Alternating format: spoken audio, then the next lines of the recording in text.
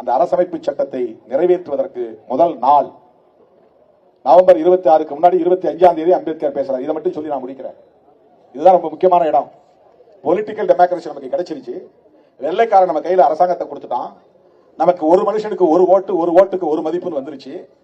Political equality கிடைச்சிருச்சு. கிட்டத்தட்ட அது ஒரு சமத்துவம் கிடைச்ச மாதிரி தான் ஜனநாயகம், அரசியல் ஜனநாயகம் கிடைச்சிருச்சு.